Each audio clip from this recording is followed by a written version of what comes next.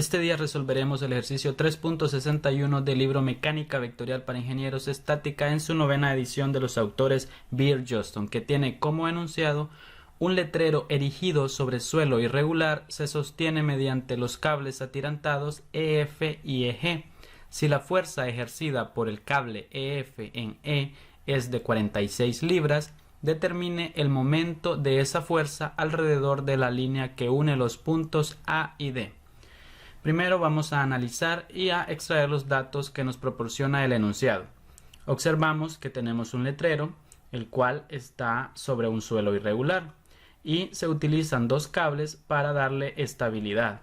Se nos proporciona la fuerza en el cable EF, que es de 46 libras, y se nos pide determinar el momento que produce esta fuerza con respecto al eje AD. Para calcular el momento con respecto al eje AD, vamos a realizar un triple producto escalar, para el cual necesitaremos en primer lugar el vector unitario del eje AD. Luego también necesitamos el vector R, el cual es el brazo de palanca. Observamos que en este ejercicio podemos escoger entre cuatro opciones, que serían AF, DF, AE y DE, los cuales son vectores que parten desde un punto en el eje hacia un punto en la línea de acción de la fuerza. Como vemos que los cuatro vectores tienen componentes en los tres ejes coordenados, podemos escoger cualquiera. En este caso vamos a tomar AF. Además, también tenemos que expresar nuestra fuerza como un vector cartesiano, para lo cual necesitaremos el vector unitario EF. Como primer paso, vamos a identificar las coordenadas de los puntos A, D, E y F, comenzando con el punto A. Observamos que como está en el origen, sus componentes serán 0 en los tres ejes coordenados. Para el punto D tendremos 48 pulgadas en X, menos 12 en Y y 36 en Z. Si vemos el punto E, notaremos que las coordenadas en los ejes X y Z no las tenemos, solamente los 96 pulgadas en el eje Y. Las componentes que faltan las vamos a determinar en un momento. Para el punto F tenemos 21 pulgadas en X, menos 14 en Y y 57 en Z. Para poder determinar las componentes X y Z del punto E, observamos que se nos proporciona la longitud BE de 45 pulgadas. Vemos que esta es una línea paralela al plano XZ. Si nosotros proyectamos esta línea en el plano, vemos que sería la hipotenusa de un triángulo formado por las componentes X y Z del punto E. Ahora, si nosotros observamos también, podemos obtener la longitud de la línea BC, la cual también es paralela al plano, y la podemos proyectar.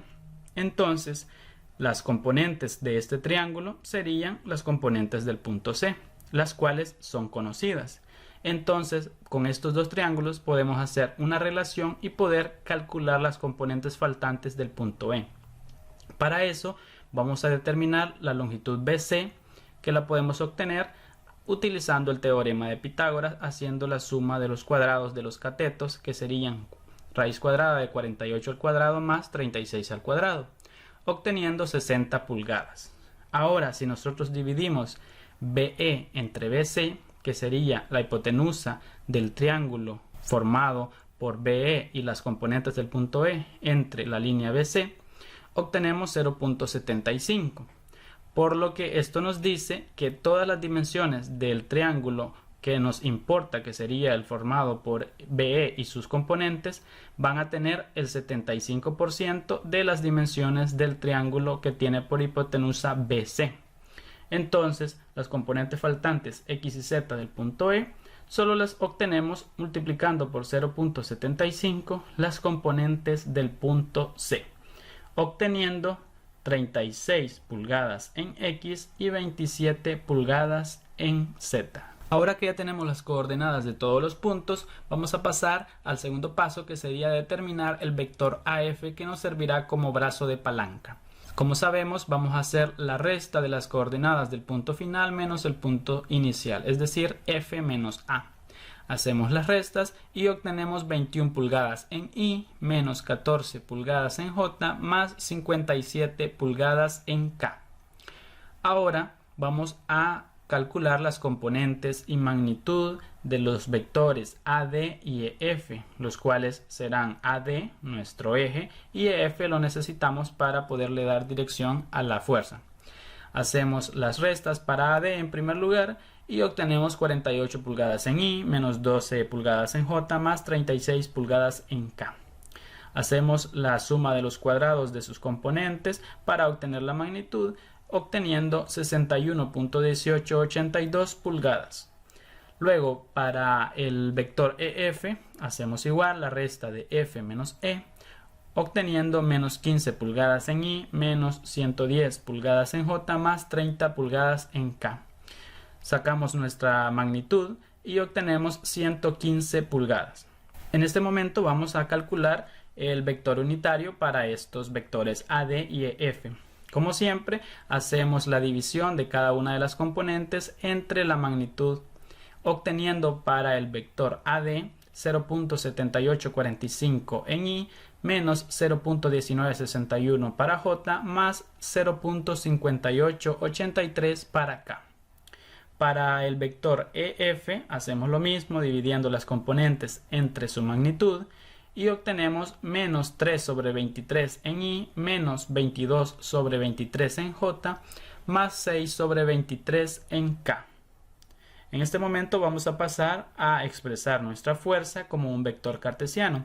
Para ello multiplicamos la magnitud de la fuerza que se nos proporciona en el enunciado, que son 46 libras, por el vector unitario EF, obteniendo menos 6 libras en I, menos 44 libras en J, más 12 libras en K. Como siguiente paso, pasaremos a ordenar en el determinante de 3 por 3 todos los datos que hemos obtenido, poniendo en la primera fila las componentes del vector unitario del eje AD, que serían 0.7845 para I, menos 0.1961 para J, más 0.5883 para K. En la segunda fila se colocará el vector que sirve como brazo de palanca, AF, colocando 21 en I, menos 14 en J, más 57 en K. Y en la última fila las componentes de la fuerza, que serían menos 6 libras en I, menos 44 libras en J, más 12 libras en K. Pasamos a resolver el determinante de la forma que ya conocemos, utilizando los elementos de la primera fila y haciendo los productos cruzados.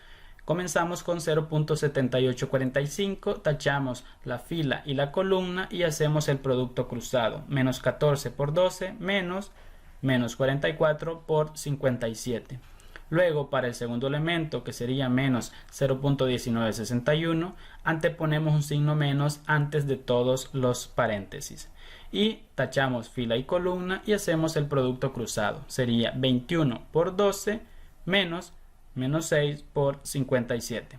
Luego hacemos lo mismo para el último elemento, que sería 0.5883. Tachamos fila y columna y hacemos el producto cruzado. 21 por menos 44 menos 6 por menos 14. Hacemos todos los cálculos dentro de los paréntesis y obtenemos un resultado de 1359.21 libras pulgadas. Recordemos que lo que obtenemos cuando realizamos el triple producto escalar es una magnitud escalar, es decir, solo es el número con sus unidades, a diferencia de cuando se hace el momento con respecto a un punto. Y así quedaría resuelto el ejercicio. Hasta acá llegaría el video de hoy. Recuerden colocar todas sus consultas en los comentarios y también pueden sugerirnos temas o ejercicios que quisieran ver cómo se resuelven. Muchas gracias y hasta la próxima.